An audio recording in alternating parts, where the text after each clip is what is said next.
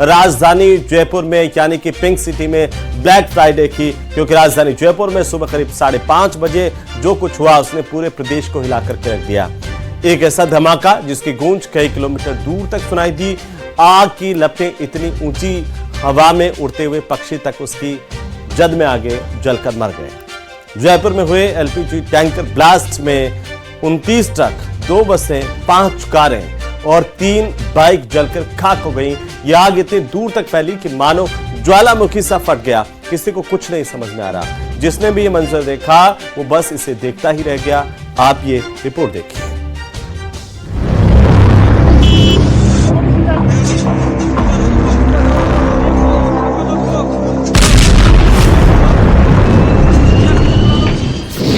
राजधानी में भीषण टक्कर, बम बने टैंकर।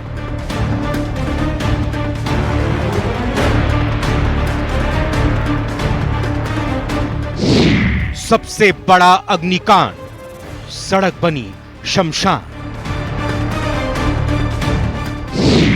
लाशों का लगा ढेर, धूं धूं कर जला शहर।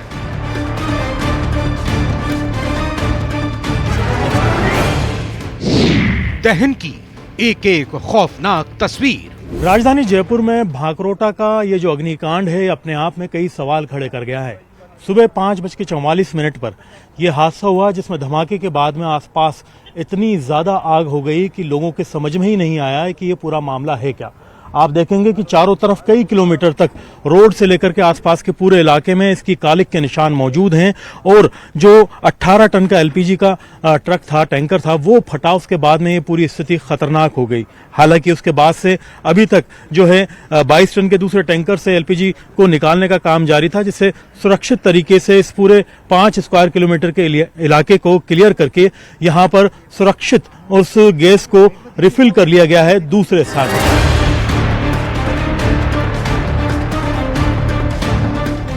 ये तस्वीरें डरावनी हैं, ये तस्वीरें भयावह हैं, ये तस्वीरें एलपीजी टैंकर ब्लास्ट की हैं। ब्लास्ट के बाद वहां जो हुआ वो तस्वीरें आपके सामने हैं। चारों तरफ वाहन जले नजर आ रहे हैं। ट्रक, कार, बसें, बाइक, कुछ नहीं बचा। आसपास जो भी था वो सब आग की जद में आ गए। ब्लास्ट इतना भीषण था कि 200 से 300 मीटर तक गैस फैल गई और जहां जहां गैस फैली वहां वहां आग फैलती चली गई।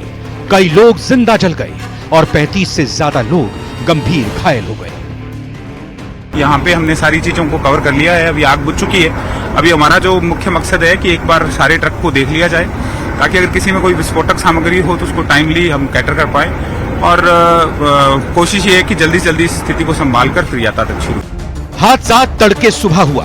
समय लगभग 5:40 हो रहा था। अजमेर हाईवे पर दिल्ली पब्लिक स्कूल के सामने यू टर्न लेते वक्त टैंकर एक ट्रक से टकरा गया। भिड़ंत होते ही बहुत तेजी से ब्लास्ट हुआ और टैंकर फट गया, जिससे गैस आसपास फैल गई और आग लग गई। गैस जहां तक फैली वहां मौजूद 40 से ज्यादा वाहनों को अपनी जद में ले लिया। कई गाड़ियां ऐसी थी जिनमें से लोगों को बाहर निकलने का मौका तक नहीं मिला। टैंकर के पीछे चल रहे एक स्लीपर बस और हाईवे के किनारे मौजूद पाइप फैक्ट्री भी जल गई। धमाके और आग के कारण हाईवे बंद है। सुबह 5:40 का वो वक्त जब लोग अपनी गहरी नींद के अंदर सो रहे थे और जयपुर अजमेर हाईवे के ऊपर सीएनजी से भरे हुए ट्रक के अंदर इतना भयावह ब्लास्ट होता है। हाईवे के ऊपर ये जो दुकान है जिसके अंदर कहा जा सकता है कि मजदूर सो रहे थे, उन्हें संभलने तक का मौका नहीं दिया। और इस ब्लास्ट को देखकर आप देख सकते हैं कि मजदूर किस तरीके से, किस स्थिति में यहां पर जो है वो भगे होंगे। इस दुकान के अंदर ये जो सो रहा, इस कोने के ऊपर जो मजदूर था, वहां तक इस आग की जो लपटें हैं वो यहां पर पहुंची हैं। ये तस्वीरें देख सकते हैं कि किस तरीके से उस वक्त क्या कुछ मंजर हुआ होगा। जहां हादसा हुआ वहां पास में ही एक पेट्रोल पंप है। गनीमत रही कि पेट्रोल पंप तक इसकी आंच नहीं पहुंची, नहीं तो आग और भी विकराल हो जाती। बताया जा रहा है कि जिन 29 ट्रकों में आग लगी उनमें भी फ्यूल की वजह से एक एक करके ब्लास्ट हुआ, जिससे स्थिति और भयावह हो गई। सूचना पर दमकल की गाड़ियां मौके पर पहुंची, वहीं पुलिस और प्रशासन ने मोर्चा संभाला। Bureau report, news 18, Rajasthan. ज्यादातर लोग ऐसे हैं जो बहुत ही खतरनाक तरीके से जले हैं, क्योंकि जो डॉक्टर्स का कहना है कि न सिर्फ एलपीजी की इंटेंसिटी बल्कि आसपास जो मौजूद धुआं था उसकी वजह से भी उनके रेस्पिरेटरी सिस्टम को खतरनाक तरीके से नुकसान हुआ। बड़े सवाल आज तक भी अगर देखें तो वो यही हैं, क्या यह हादसा टाला जा सकता था? क्या इसमें बेहतर रिस्पांस किया जा सकता था? क्या लोगों की जान वक्त रहते बचाई जा सकती थी? क्योंकि ये पूरी सिचुएशन आउट ऑफ कंट्रोल थी। बहुत ही खतरनाक स्थिति बताया जाता है कि आसपास के होटल्स के अंदर इस धमाके की वजह से इतना खतरनाक भूकंप आया कि लोगों के अंदर भगदड़ मच गई। आसपास के कई इलाकों में अभी भी कई तरह की अफवाहें चल रही हैं कि कभी भी आग लग सकती है, कभी भी धमाका हो सकता है। ऐसे में अफवाहों पर लगाम देना, इन हालात को कंट्रोल करना और इन तमाम चीजों को समझ करके भविष्य में बेहतर रिस्पॉन्स करना बहुत जरूरी है। इस पूरे मामले की जांच में शामिल करके भविष्य में यहाँ पर सुधार करने की कोशिश करनी चाहिए ताकि इन हालात को काबू में लाया जा सके और इस तरह के हादसे फिर से ना हो। कैमरा पर्सन दिलीप चेची के साथ में अरबाज अहमद, न्यूज 18 के लिए जयपुर से। तो जयपुर के भांकरोटा में हुआ यह हादसा बेहद खौफनाक था। ये और भी विकराल हो सकता था अगर आग पेट्रोल पंप तक पहुंच जाती। और इस हादसे में जहां कई लोगों की मौत अब तक हो चुकी है, कई लोग 50% से ज्यादा जले हैं, गंभीर हालत में उनका इलाज चल रहा है। राहत और बचाव का काम भी लगातार इसी तरह से किया गया और इसी बीच मुख्यमंत्री भजनलाल शर्मा ने हादसे की उच्च स्तरीय जांच के आदेश दिए हैं।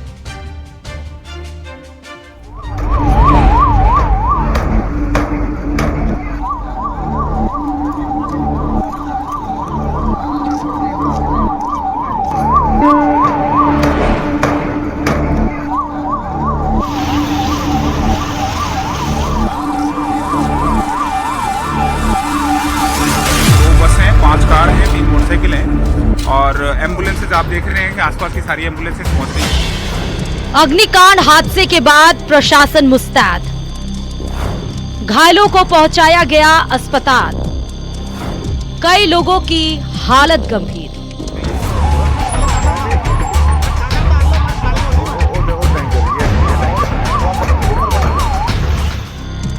जयपुर के भांकरोटा में हुए हादसे की ये तस्वीरें किसी के भी रोंगटे खड़े कर सकती हैं।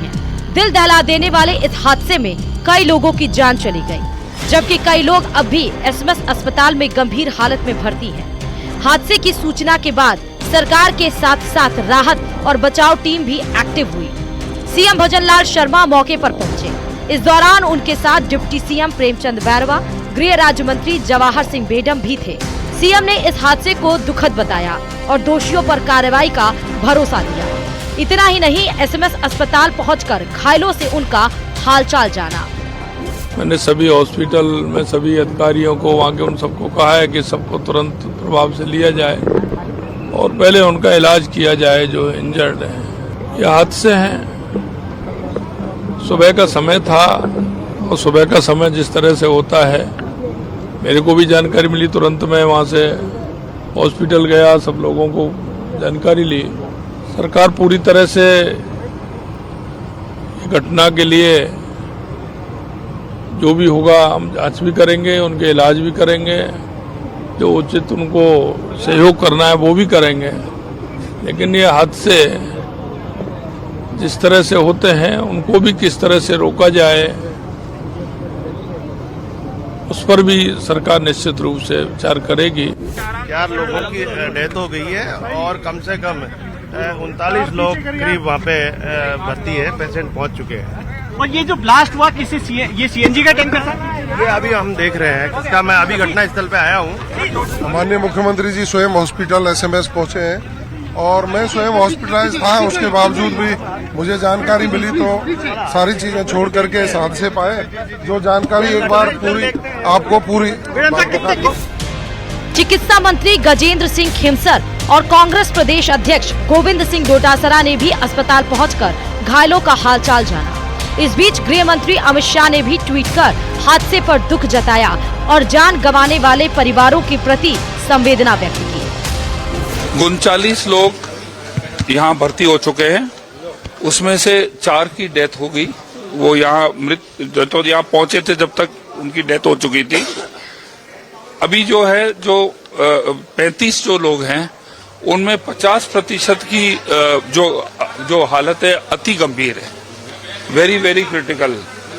हमारा जो बर्न्स वाला जो ये क्रिटिकल बर्न्स वाला जो हमारा वार्ड है, ये करीबन इसमें अभी 5 बेड्स बचे हुए हैं। घायलों को देखते हुए एसएमएस अस्पताल में आईसीयू बेड फुल हो गए, जिसको देखते हुए अतिरिक्त व्यवस्था अस्पताल की तरफ से की गई। अभी सभी पेशेंट्स को हमने हमारा जो बर्न का वार्ड और आईसीयू था उनमें शिफ्ट कर दिया है। सभी इस दुखांतिका के पेशेंट्स को एक ही जगह हमने रखा है। वहां पर जो दूसरे मरीज थे, पेशेंट्स थे बर्न के जो स्टेबल थे, उनको दूसरे आईसीयू में शिफ्ट कर दिया गया है। और अभी जो पेशेंट आए हैं इनमें से करीब 8-10 पेशेंट ऐसे हैं जो काफ़ी ज़्यादा गंभीर हैं। अभी एक्चुअल स्थिति की कंटिन्यूस मॉनिटरिंग हो रही है। जो भी पेशेंट 60-70% से ज़्यादा हैं उनके लिए पूरे प्रयास जारी हैं। हादसे के बाद हेल्पलाइन नंबर भी जारी किए गए, जिसमें control room collectorate helpline number है 0141220447 0141220447 0141220447 और पुलिस हेल्पलाइन नंबर है 9166347551 8764688431 7300363636 और एसएमएस हेल्पलाइन नंबर है 014125182008 014125184008।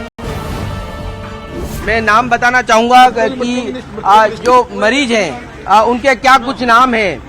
शिवा एक शख्स का नाम है जो यहाँ पर बर्न वार्ड में एडमिट हुआ है। इसके अलावा गीता नाम की एक मरीज यहाँ पर पहुंची हुई है।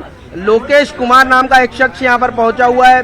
फैजान नाम है और उसके अलावा कपिल नाम का एक शख्स यहाँ पर पहुंचा हुआ है। नाथूराम यहाँ पर एक शख्स जो है वो पहुंचा हुआ है। शैलेंद्र नाम का एक शख्स यहाँ पर पहुंचा हुआ है। साथ ही बबलू गुर्जर यहाँ पर पहुंचे हुए। सुरेंद्र जो पिता का नाम उनके दया सिंह है वो यहाँ पर पहुंचे हुए हैं। इस भयंकर हादसे में शिकार हुए लोगों का दर्द एक जैसा है। हमने इस कुछ प्रत्यक्षदर्शियों से बात की और जाना कि इस हादसे के बाद मौके पर क्या हुआ। मेरा भांजा है जो मेरे पास काम करता था, वो गांव जाने के लिए शाम को तैयार हुआ, बोला मैं सुबह जल्दी गांव निकलूंगा। 5 बजे उन्होंने गांव निकलने के लिए घर से निकल गए। तो उसको मैं ड्रॉप करने के लिए महापुरा मोड़ छोड़ा। महापुरा मोड़ से 500 मीटर दूरी पे जब तक मैं गाड़ी घुमा के थोड़ा ही निकला, उसमें वापस कॉल आ गया कि ऐसा धमाका। किसका कॉल आया? वो 2 आदमी थे, तो एक कम झुलसा ना, उसका कॉल आ गया। उसका मोबाइल बच गया। वो सगा बांध था, उसका पूरा मोबाइल कपड़े उपड़े सब कुछ जल गया था। कितनी बजे की घटना है ये 5:30 बजे के समथिंग की घटना है। हादसे की उच्च स्तरीय जांच के आदेश दिए गए हैं। घायलों का इलाज अस्पताल में जारी है, लेकिन इन सब के बीच सवाल अब भी बरकरार है कि यह हादसा हुआ तो उसमें गलती किसकी थी। Bureau report, news 18 Rajasthan.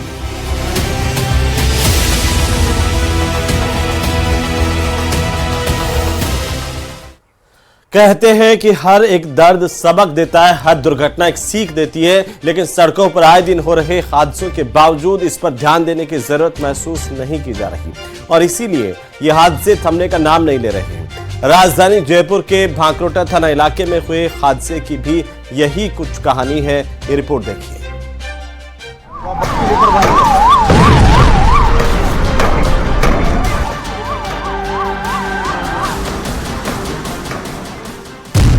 हादसे की तस्वीरें कर रही हैरान। किसकी गफलत जो अब तक 11 की गई जान।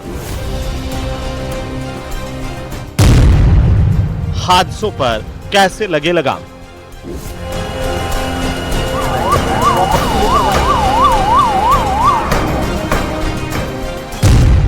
विराम के लिए कौन से करने होंगे काम।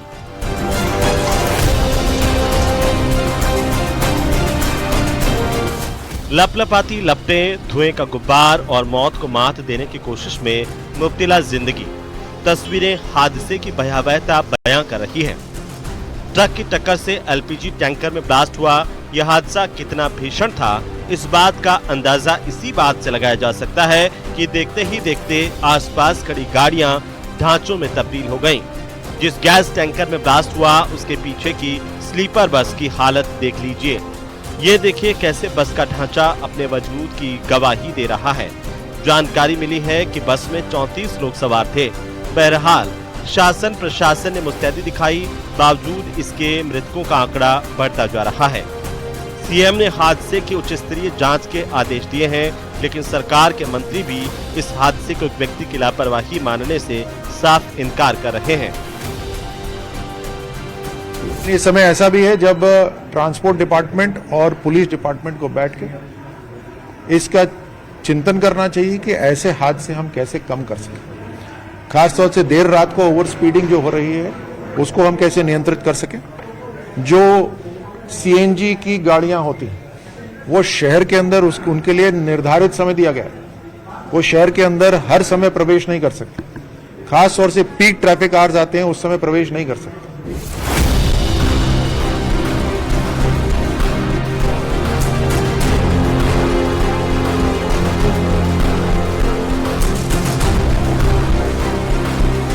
जानकार सड़क पर बढ़ते हादसों के कई कारण गिनवाते हैं। जयपुर अजमेर हाईवे पर भी यही हुआ। रोड सेफ्टी एक्सपर्ट प्रेरणा सिंह कहती हैं कि जयपुर को मुंबई से जोड़ने वाली सड़क पर यातायात का भारी दबाव है। इसके बावजूद सड़क संकरी है।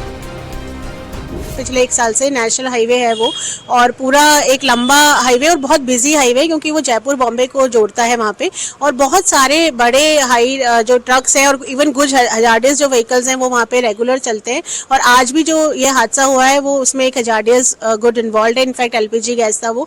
तो वहाँ पे जो यू टर्न का जो मामला है वो जनरली एक पूरा वाइडर रोड होना चाहिए अगर इतने बड़े व्हीकल चल रहे हैं, तो लेकिन वहाँ अभी कंस्ट्रक्शन का काम बहुत टाइम से लगातार चल रहा है। भांकरोटा हादसे के लिए रोड की खराब डिजाइन और अधिकारियों की लापरवाही को भी जिम्मेदार ठहराती हैं। उसकी वजह से और ट्रैफिक का जो फ्लो है वो बहुत ही ज्यादा है वहां पर। तो ये जो हादसा हुआ है ये उसका एक मुख्य कारण तो जो रोड जो डिजाइन है उसकी कमी है बहुत ज्यादा। एक तरह से हम कह सकते हैं कि अधिकारियों की लापरवाही भी मैं तो यहाँ यूज करूंगी, और उसको बहुत लंबे समय से खींचा जा रहा है और फ्लाईओवर का काम कंप्लीट नहीं हो पा रहा है, जिसकी वजह से आज हमको इतना बड़ा हादसा और उसमें इतने लोगों की जो जान गई है वो हुआ है।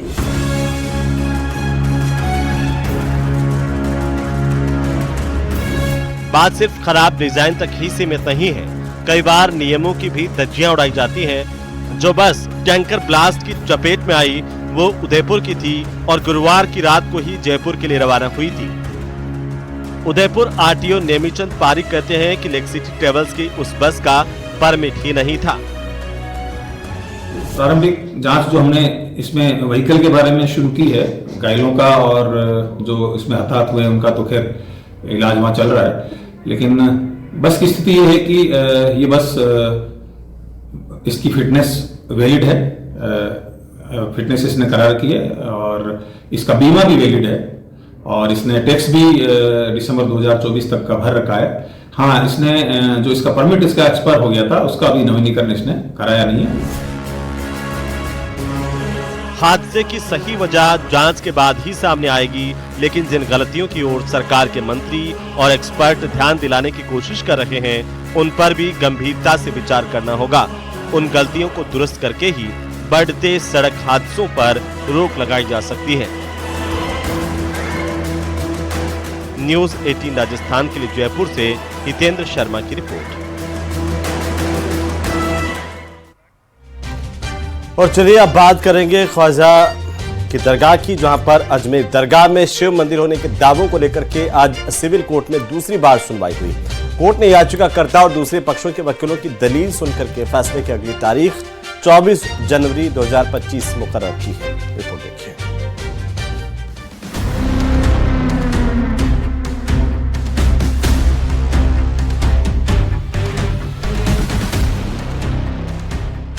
अजमेर दरगाह में शिव मंदिर होने का दावा।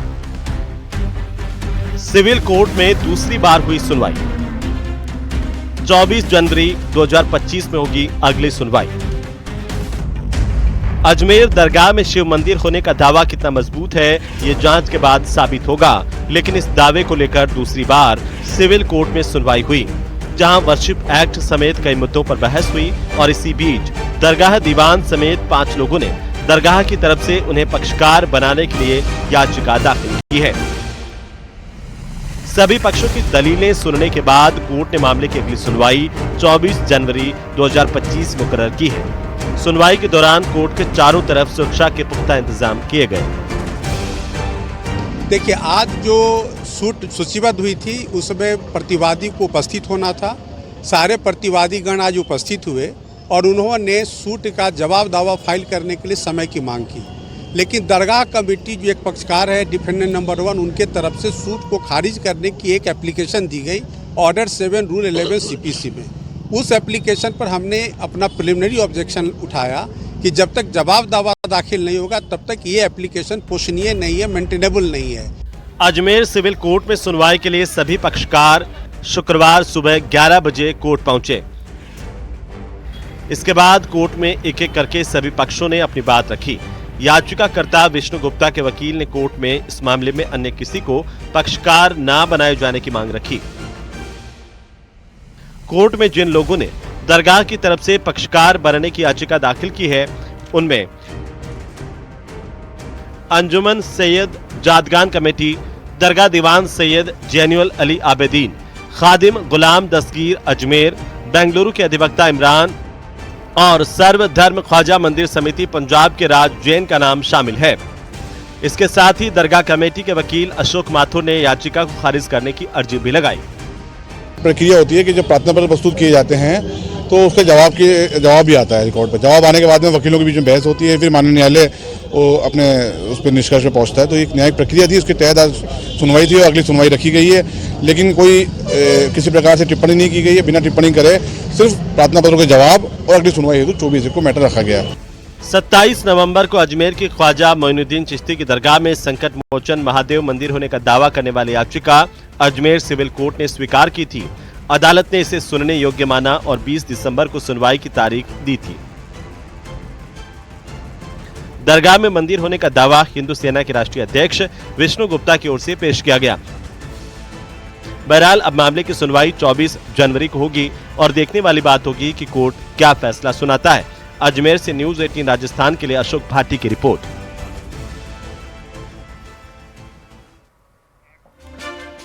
और इसी बीच राजधानी जयपुर से इस वक्त की सबसे बड़ी खबर हम आपको बता दें। भांकरोटा में ट्रक टैंकर भिड़ंत के बाद भीषण आग त्रासदी मामले की अब उच्च स्तरीय जांच होगी।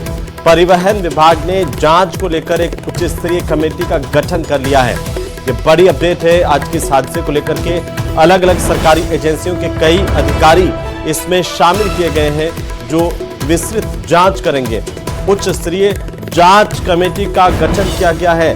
बड़ी खबर इस वक्त की। तो जांच के लिए कमेटी का ऐलान सरकार की तरफ से किया गया था और अब जांच कमेटी का गठन कर लिया गया है। ये बड़ी खबर इस वक्त की। अलग अलग सरकारी एजेंसियों के कई अधिकारी इस जांच कमेटी में शामिल हैं। अब वे जांच करेंगे। बड़ी जानकारी है इस वक्त की। तो आज जिस तरीके से ये हादसा हुआ, 11 लोगों की जान अब तक इसमें जा चुकी है और अब सबसे बड़ी अपडेट यह है कि इस पूरे भीषण हादसे को लेकर के जांच कमेटी का गठन किया गया है। उधर जयपुर में टेंट कारोबारी और इवेंट कंपनी से जुड़े व्यापारियों के ठिकानों पर छापेमारी में आयकर विभाग ने 7 करोड़ से ज्यादा कैश बरामद किया है। इसके अलावा 1 किलो सोना मिला। आयकर इन्वेस्टिगेशन टीम करीब 17 बैंक लॉकर और प्राइवेट लॉकर की भी जांच करेगी।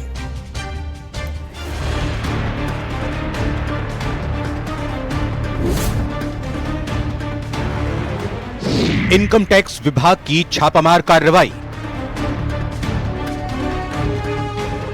कार्रवाई के दौरान मिला 7 करोड़ से ज्यादा कैश। व्हाट्सएप से भी मिला कैश लेन देन का डेटा।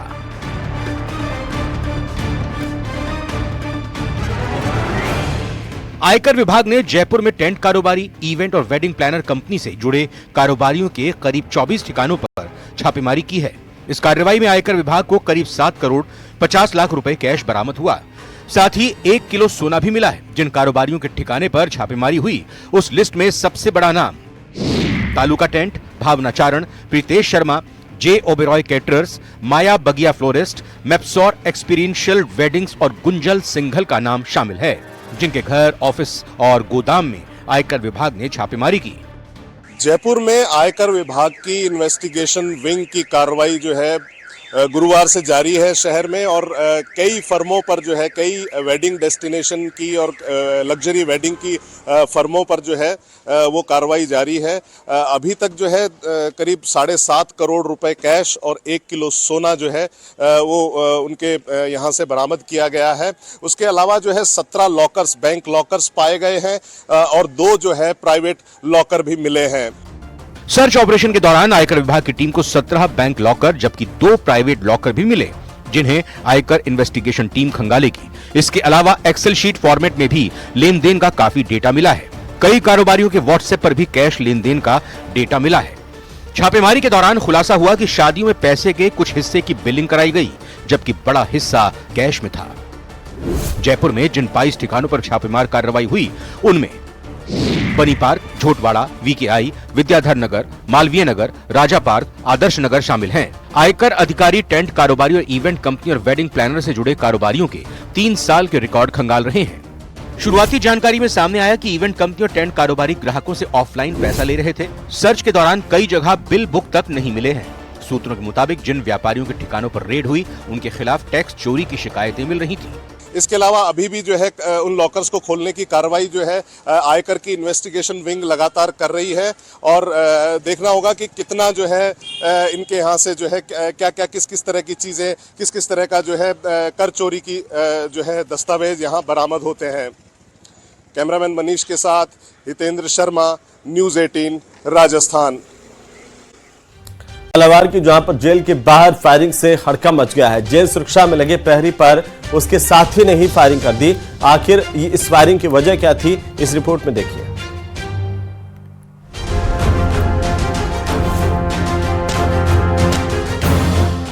चली गोली, मचा हड़कंप, सवालों में झालावाड़ जेल।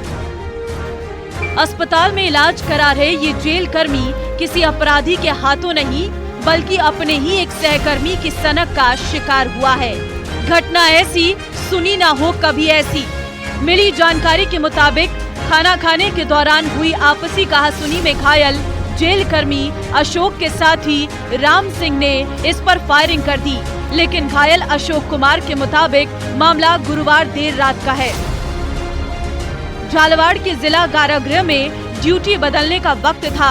इस दौरान जब उसने राम सिंह से हथियार एक्सचेंज करने के लिए चाबी मांगी तो वो उत्तेजित हो गया और अपनी राइफल से अंधाधुंध फायरिंग कर दी। अचानक हुई फायरिंग से मौके पर हड़कंप मच गया। जेल प्रहरियों ने भागकर अपनी जान बचाई। पीड़ित का दावा है कि राम सिंह मीणा ने 7 से 8 फायर किए, लेकिन भागते भागते एक गोली अशोक के हाथ को आर पार कर गई। जेल में जैसे रात हमारी गार्ड बदली होती है तो मैं राइफल जमा करा रहे थे। जवान जो ड्यूटी से उतर रहे थे तो मैं चाबी लेने गया राइफल कोट की, जो हथियारों का था जहाँ हथियार रखते हैं वो कोट होता है, जिससे चाबी लेने गया। जैसे मैंने सबसे कहा कि राइफल रख दो और चाबी दे दो मुझे। उसमें एक राम सिंह मेरा नाम का जवान था, मेरा ही साथी। उसने बहस की कि मैं नहीं दूंगा चाबी, मैं राइफल लूँगा। इतने में राइफल उसके पास आई, मैगजीन उसने लगाई और राउंड फायर कर दी, जिसमें मेरे 7 गोलियाँ फायर की उसने। एक गोली मेरे पर हाथ पर लगी, कैसे जैसे बीच बचाव करके मैं किसी के पीछे छुपा। मामले की इत्तला पर कोतवाली पुलिस भी मौके पर पहुंची और हमलावर जवान राम सिंह मीणा को काबू में कर हथियार जब्त कर लिया। फिलहाल घायल जेल प्रहरी अशोक कुमार का जिला अस्पताल में इलाज चल रहा है और पुलिस हमलावर जवान राम सिंह से पूछताछ में जुटी है। प्रारंभिक रूप से हमले का कारण आरोपी जवान का तनाव में होना बताया जा रहा। पुलिस की जांच का चाहे जो नतीजा निकले, लेकिन इस घटना ने जेल प्रशासन पर गंभीर सवाल खड़े कर दिए। न्यूज़ 18 राजस्थान के लिए झालावाड़ से तरुण शर्मा की रिपोर्ट। तो किसी ने सच्ची कहा है कि भीख मांगना एक धंधा है और गरीब मांगे तो भीख और नेता मांगे तो चंदा है, लेकिन कई बार ये धंधा ही लोगों के लिए मुसीबत बन जाता है। रिपोर्ट देखिए।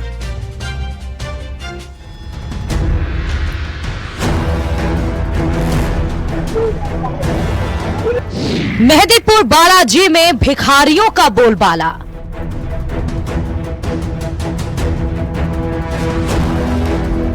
श्रद्धालुओं को जबरन लगाते हैं तिलक।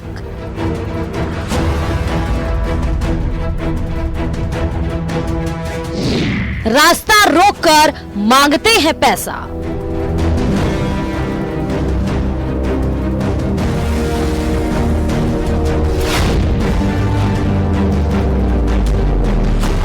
जब दिन की कमाई 500 से 700 रुपए हो, फिर भी भीख मांगने में क्या गुरेज।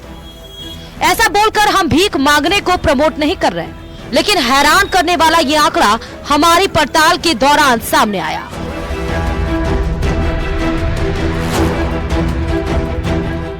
विश्व प्रसिद्ध आस्था धाम मेहंदीपुर बालाजी से न्यूज 18 संवाददाता आशीष शर्मा ने जो रिपोर्ट भेजी है, उसने पुलिस और प्रशासन की उदासीनता को जग जाहिर कर दिया है। हालांकि लंबे वक्त से इस बात की शिकायत मिल रही थी कि भिखारी आम नागरिकों को परेशान करते हैं, लेकिन अब ये तस्वीरें खुद ब खुद सच्चाई बयां कर रही है। आस्था धाम मेहंदीपुर बालाजी में हमारे कैमरे के सामने एक बड़ा खुलासा हुआ। जो यहाँ पर भिखारी हैं, वो भिखारी यहाँ पर सक्रिय हैं और करीब 400 से 500 की संख्या में यहाँ पर भिखारी देखे गए हैं। और इन भिखारियों से जब हमने बात की तो वैसे तो मंगलवार और जो शनिवार का दिन होता है तब ये प्रतिदिन 1000 से 2000 रुपए कमाते हैं, यानी महीने के 50 से 60 हजार रुपए तक कमा लेते हैं। मेहंदीपुर बालाजी में सैकड़ों की संख्या में भिखारी भीख मांगते नजर आते हैं, लेकिन अब इनमें छोटे बच्चों की तादाद बढ़ गई है, जो जबरन भक्तों को तिलक लगाते हैं और पैसा मांगते हैं।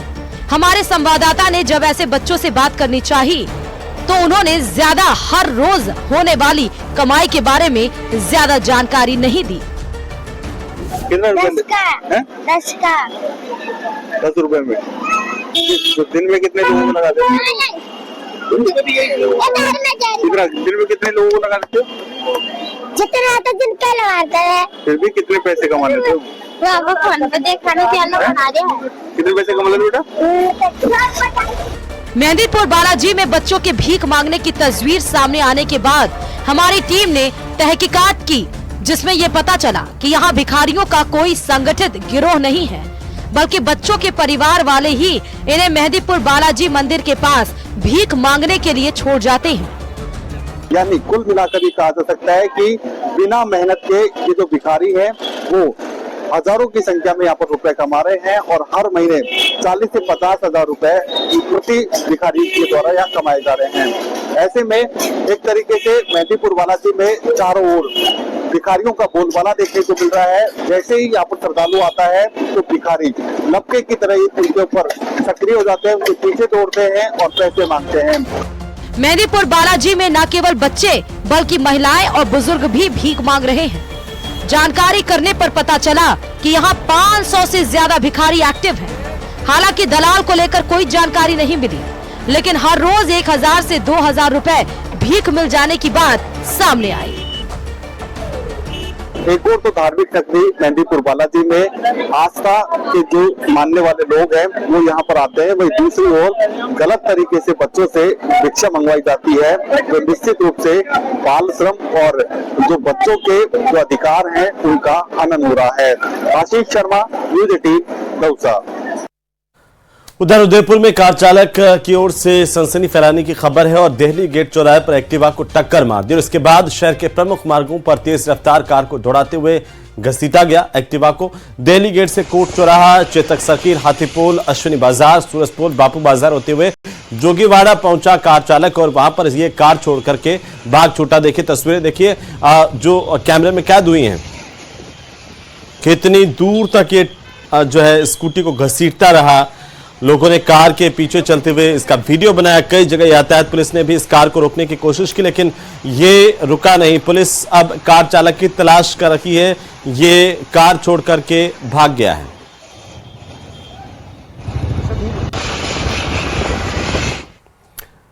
उधर चूरू की एडीजे कोर्ट ने कॉलेज छात्रा सुसाइड केस में अपना फैसला सुनाया। एडीजे कोर्ट ने आरोपियों को दोषी करार देते हुए 7 साल कठोर कारावास की सजा सुनाई है।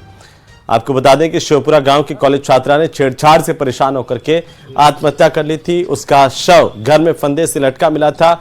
आरोपी ऑटो ड्राइवर और उसका दोस्त दरिंदा जो आपकी टीवी स्क्रीन पर है, इसे सजा का ऐलान कोर्ट की तरफ से किया गया। एडीजे कोर्ट ने साल 2016 में कॉलेज छात्रा के सुसाइड केस में दोनों को आईपीसी की धारा 306 में दोषी माना। आरोपी रत्नानगर निवासी ऑटो ड्राइवर और 32 साल का चंद्रभान और उसका दोस्त 27 साल का हरीश, इसे 7 साल कठोर कारावास की सजा कोर्ट ने सुनाई है। उधर बिजली का बकाया 38,000 का बिल जमा नहीं करवाया तो 3 बिजली कर्मचारी घरेलू कनेक्शन काटने के लिए पहुंचे। कनेक्शन काटने के बाद गुस्साए परिवार के लोगों ने बिजली कर्मियों पर ही लाठी डंडों से हमला कर दिया। तीनों घायल हो गए, जिन्हें अस्पताल ले जाया गया, भर्ती करवाया गया। पुलिस का कहना है कि रिपोर्ट मिलते ही कार्रवाई करेंगे। यह मामला बाड़मेर के रिको थाना इलाके के रामनगर का है। दोपहर को घटना शुक्रवार की है और करीब 2 बजे घटना हुई। बताया जाता है कि रामनगर इलाके में सुआ देवी पत्नी चुनाराम के नाम पर 38,000 का बिल था और उपभोक्ता बिल चुका नहीं रहा था। शुक्रवार दोपहर को बिजली विभाग से टीम आई, बाइक पर मौके पर पहुंची, कनेक्शन काट दिया। इसके बाद 8 से 10 लोगों ने वहां पर बिजली कर्मियों पर हमला किया, लाठियों डंडों से उन्हें घायल कर दिया। तो बहरहाल अभी तक किसी की गिरफ्तारी की खबर नहीं है इस मामले को लेकर। जो उपभोक्ता बिल समय पर नहीं भरते हैं उनके बकाया राशि वसूली के लिए हमेशा हमारी टीमें जाती रहती है और ये हमारा रूटीन का कार्यक्रम रहता है। और आज जब सुबह CSD सेकंड से बख्तर राम जी और हमारे 3-4 और स्टाफ, एक राकेश मीणा, अशोक कुमार, ये गए थे और वहाँ ये रामनगर के अंदर कुछ असामाजिक तत्वों ने ये उनके साथ भयंकर मारपीट की। तो कहते हैं कि हर शख्स के हाथ में कोई ना कोई हुनर जरूर होता है, बस जरूरत होती है तो इस हुनर को तराशने की होती है। और यही काम किया बीकानेर के केंद्रीय कारागार प्रशासन की तरफ से, जहां जेल में बंद बंदियों के हुनर को सही दिशा देने के साथ ही जेल प्रशासन ने उनके हुनर को लोगों के बीच पहचान दिलवाने के लिए बंदियों की ओर से बनाए गए उत्पादों की प्रदर्शनी कलेक्ट्रेट पर लगाई गई। आशाएं नाम से आयोजित इस प्रदर्शनी में लोहे के पीढ़े बनाए गए, रखे गए, हैंडमेड पेंटिंग, मसाले, इको फ्रेंडली पेन, कपड़े, कुर्ते, लोहे के चूल्हे, दरिया, फिनाइल और सींक की झाड़ू भी रखी गई थी। इस प्रदर्शनी का उद्घाटन जिला और सत्र न्यायाधीश अतुल कुमार सक्सेना, जिला कलेक्टर नम्रता वृष्णी और पुलिस अधीक्षक काविंद्र सागर ने किया। उन्होंने बताया कि कारागृह प्रशासन द्वारा किए जा रहे नवाचार समाज के लिए नजीर बन रहे हैं। बीकानेर जेल में करीब 200 से ज्यादा बंदियों को रोजगार की ट्रेनिंग दी जा रही है।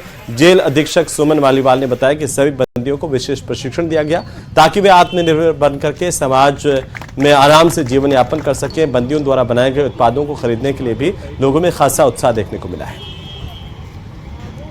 कि जेलों में बंदीगण लंबे समय तक निरुद्ध रहते हैं, वो सारा दिन 24 घंटे उनके पास कोई काम नहीं है। वहां पे उन्हें किसी न किसी रूप में बिजी रखने के लिए ये जेल की एक अच्छी पहल है, जिसके तहत उनसे जेल के अंदर ही हस्त निर्मित उत्पाद तैयार कराए जा रहे हैं, जिसमें हमने देखा अभी फिनाइल, लोहे के चूल्हे हैं, दरिया हैं, कुर्ते हैं, पेंटिंग्स, बड़ी सुंदर पेंटिंग्स कैदीगण बनाई गई हैं।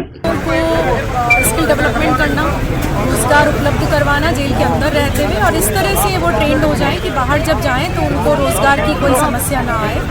थोड़े थोड़े ऐसे इस तरह के कार्य हम अंदर सिखा रहे हैं जो वो अपने घर के स्तर पे स्वयं के कमरे में बैठकर कर सकते। सर हैंडमेड है, सारी चीज़ें एकदम यूनिक है। इससे क्या है कि कैदियों का हौसला भी बढ़ेगा और उनको आगे से आगे मेहनत करने की शिक्षा भी मिलेगी। केंद्रीय कारागार ने एक नवाचार करते हुए आज बंदियों द्वारा बनाए गए उत्पादों की प्रदर्शनी का कलेक्ट्रेट पर आयोजन किया गया है। निश्चित रूप से जेल प्रशासन की इस पहल का स्वागत करना चाहिए कि जो बंदी हैं उन्हें अब रोजगार से जोड़कर और कौशल सिखाकर समाज की मुख्य धारा से जोड़ने का काम जिस तरीके से यहाँ किया गया है, आमजन ने भी इन उत्पादों की बढ़ चढ़कर प्रशंसा की है। बीकानेर से न्यूज़ 18 के लिए विक्रम जागरवाल। उधर जैसलमेर में जीएसटी की 55वीं काउंसिल बैठक में कुछ अलग नजारा देखने को मिला है, जहां पर जम्मू कश्मीर के मुख्यमंत्री उमर अब्दुल्ला जोधपुर से सड़क मार्ग से अपनी डिफेंडर गाड़ी खुद ड्राइव करके पहुंचे, जैसलमेर के होटल पहुंचे। बैठक में कारगिल के साथ कड़ी सुरक्षा में कई प्रदेशों के मुख्यमंत्री, वित्त मंत्री होटल मैरियट पहुंचे, लेकिन जम्मू कश्मीर के मुख्यमंत्री अपनी गाड़ी खुद चला करके पहुंचे। तो ये चर्चा चारों तरफ यहां पर है। वित्त मंत्री निर्मला सीतारमण समय से पहले ही होटल मैरियट पहुंच चुकी थी। और राजस्थान की डिप्टी सीएम दिया कुमारी भी होटल सबसे पहले पहुंची थी, जहां पर उन्होंने स्वागत भी किया। जैसलमेर में प्री बजट को लेकर के बैठक का आयोजन किया जा रहा है, तो वहीं कल जीएसटी काउंसिल की विशेष बैठक होगी, जिसकी अध्यक्षता वित्त मंत्री निर्मला सीतारमण करेंगी।